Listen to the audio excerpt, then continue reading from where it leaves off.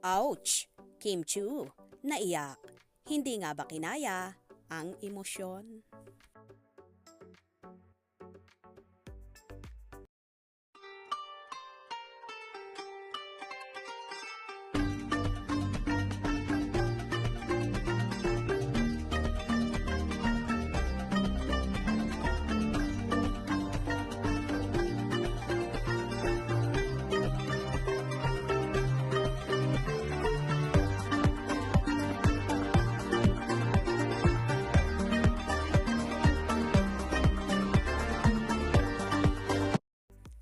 Sa pinakabagong segment ng It's Showtime na specially for you. Mga exes nga ang palaging guest. At ang topic ay tungkol sa pag-ibig. Karamihan sa mga manonood at madlang people ay nakaka-relate. Ang iba nga ay hindi mapigilang maiyak dahil sa mga kwento ng buhay pag-ibig nila na karamihan ay mapait. At mas pinipili ang kasalukuyan. Kaya naman nakakadurog ng puso lalo na kung ikaw ang ex at mahal na mahal mo pa ang taong inalayan mo ng iyong pag-ibig.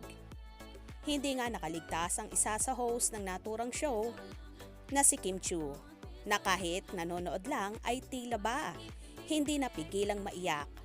Nang maitutok sa kanya ang kamera ay bigla itong nagtakip ng kanyang mukha na noong una ay kitang-kita na super lungkot na tila nakaka-relate sa mag-ex.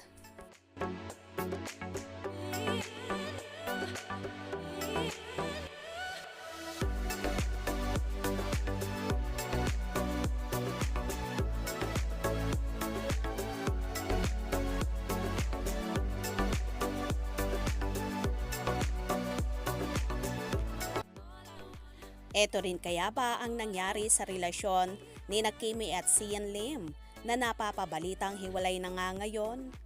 Relate na relate nga ba si Chinita Princess na mas pinili yung iba kesa sa kanya?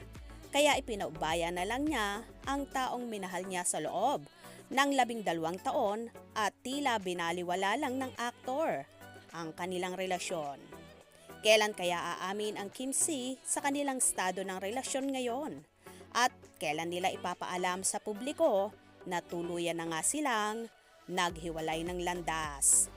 May kinalaman kaya ba ito sa kapartner ni Kimi ngayon? Sa bagong serye na What's Wrong with Secretary Kim na si Paolo Avellino?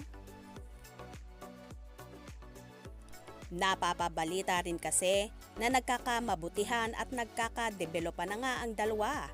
Kaya naman mas lalong umiingay ang chika na talagang totohanan na ang relasyon ng Kim Pao. Ano sa palagay nyo? Kayo na ang bahalang humusga. Kaya naman tumutok at wag na wag pahuhuli sa mga maiinit na kaganapan. Anong inyong magiging reaction sa bidyong ito? Comment below.